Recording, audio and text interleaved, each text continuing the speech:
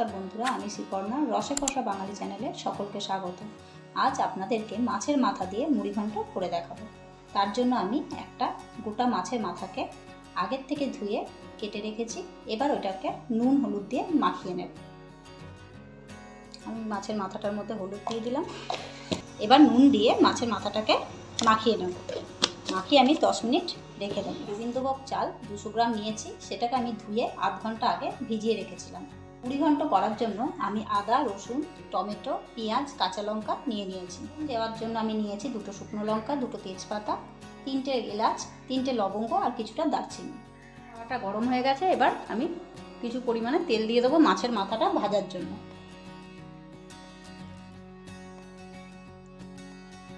মাছের মাথাটা ভাজতে একটু বেশি তেলই দিতে হবে, অল্প তেলে মাছের মাথা ভালো ভাজা যায় না। তেলটা গরম হয়ে গেছে, এবার মাছের মাথাগুলো একটা একটা করে আমি ভাজবো। একটা একটা করে ভাজলে ভালো মাথাটা ভালো যাবে। মাছের মাথাটাকে উল্টে পাল্টে ভালো করে ভেজে নেব।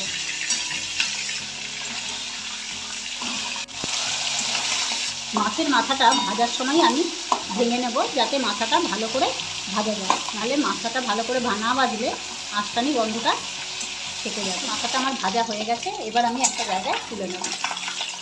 এবার আরেকটা যে মাছের মাথা ছিল সেটাও আমি দিয়ে দিলাম।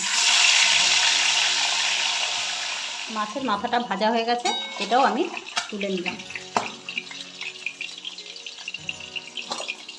এবার কড়ার মধ্যে যে তেলটা আছে সেই তেলের মধ্যে আমি আগের থেকে কেটে রাখা 2টো আলু, সেটা আমি ভেজে নেব।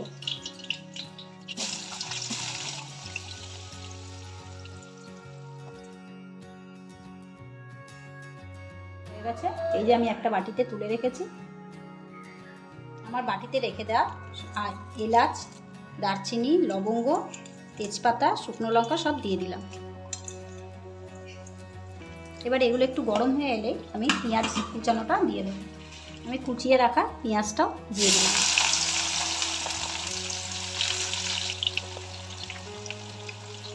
পেঁয়াজটা একটু ভাজা ভাজা হলে তারপরে আমি কুচানো লঙ্কাগুলো দিয়ে দেবো। আমার ভাজা হয়ে গেছে, এবার কুচিয়ে রাখা লঙ্কাগুলো আমি দিয়ে দেবো।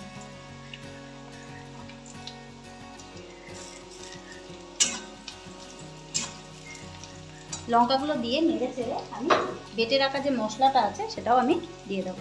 আমি যে মশলাটা বেটে রেখেছিলাম সেটাও আমি দিয়ে দিচ্ছি।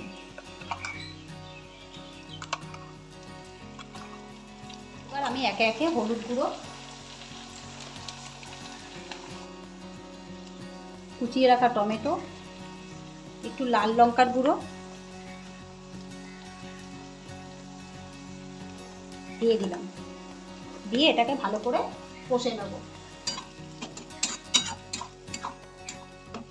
মশলাটার মধ্যে 1 চামচ ধনে গুঁড়ো ও 1 চামচ জিরে গুঁড়ো আমি দিয়ে দেবো। মশলাটা ভালো করে নেড়ে চেড়ে এটা কষিয়ে নেব। যতক্ষণ না তেল বেরোচ্ছে ততক্ষণ মশলাটাকে কষিয়ে নেব। মশলাটার মধ্যে ভেজে রাখা আলুগুলো দিয়েও আমি একটু কষিয়ে নেব।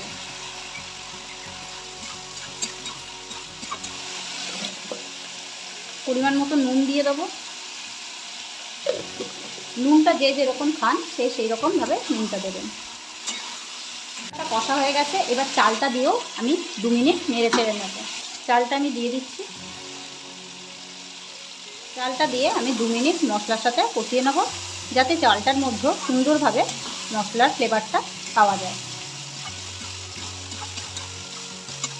বন্ধুরা, মশলার সাথে চালটা আমার খুব সুন্দরভাবে কষানো হয়ে গেছে। এবার আমি ভেজে রাখা মাছের মাথাগুলো আমি দিয়ে দেবো।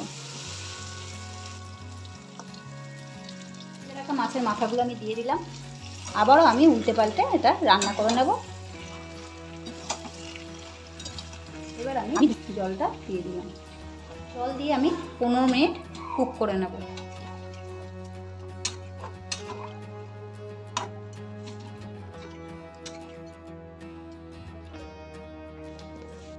জল দেওয়ার পর আমি টেস্ট করেছিলাম, নুনটা আমার একটু কম হয়েছে, তাই আমি আরেকটু নুন দিয়ে দিলাম।